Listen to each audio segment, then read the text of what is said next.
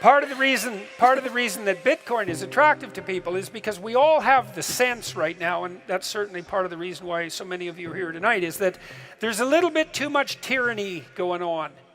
And that's the collusion of large-scale enterprises at the top.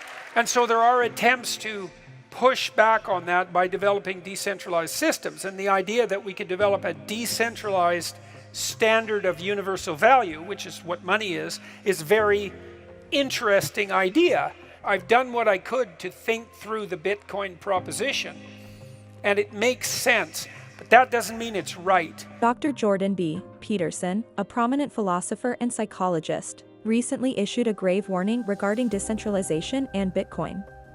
Jordan Peterson was questioned about Bitcoin and technology's desire for decentralization during an onstage Q&A session. Peterson retorted that he agrees with the concept of decentralization but disagrees with the terminology of decentralized authority, since it presents the issue in a misleading manner.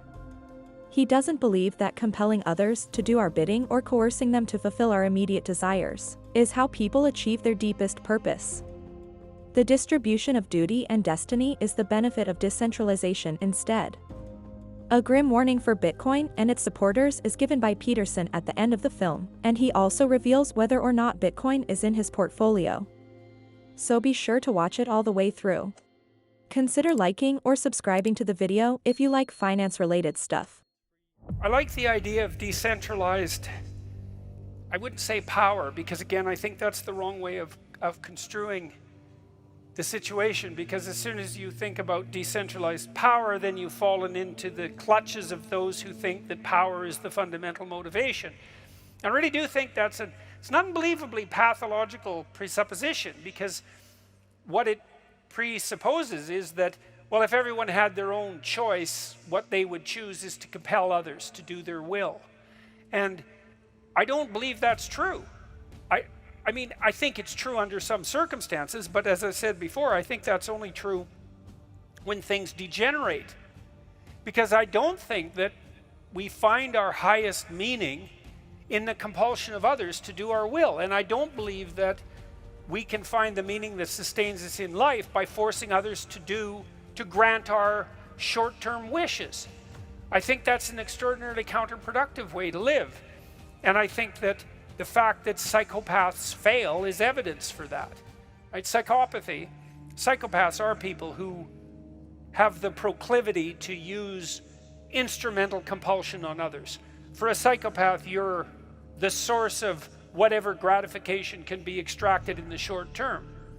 And that looks like it's a more effective evolutionary strategy than laying at home semi-conscious in your bed, but it's certainly not effective enough so that it's the dominant human strategy, not by any stretch of the imagination. It's not even the dominant chimpanzee strategy.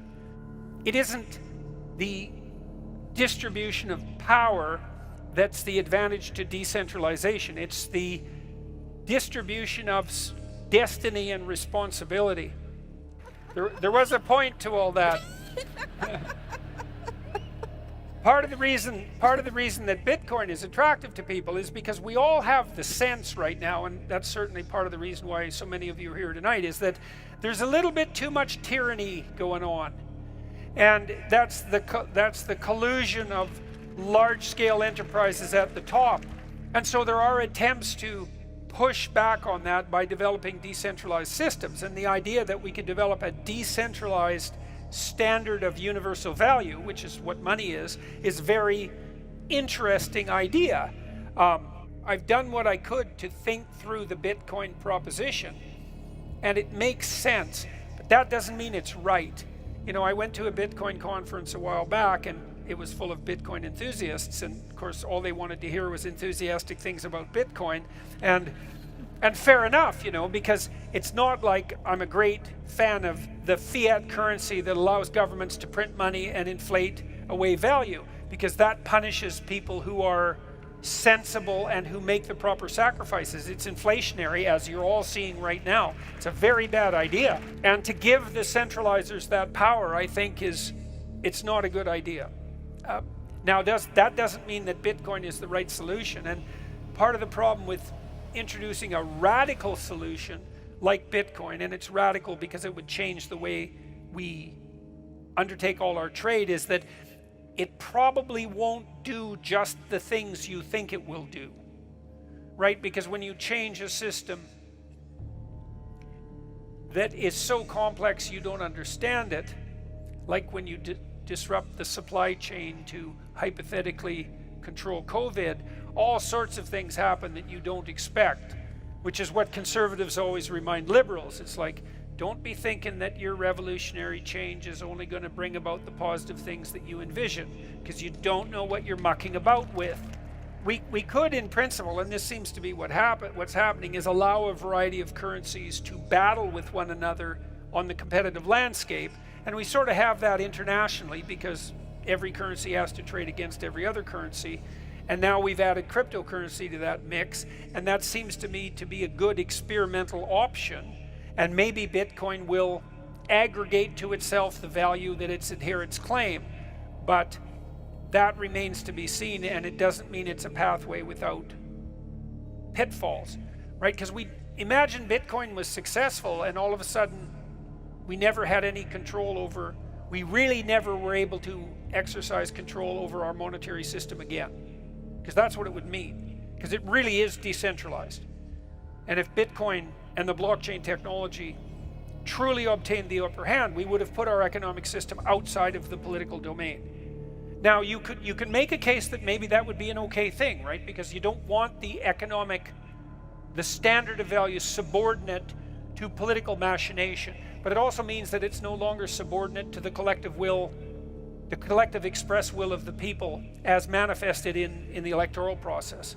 And we don't know if that would be a good thing. And it's a hell of an experiment to run, because you won't know the outcome until you can't alter the results of the experiment. So, I have some investment in Bitcoin because I'm curious about it, and it's a compelling idea. It's a genius idea, but that doesn't mean that it's destined for success. I'm pro-decentralization. I like the idea that mendacious, short-term oriented, narcissistic, power-mad politicians can't inflate the currency and steal value from people to fund their idiot pet projects.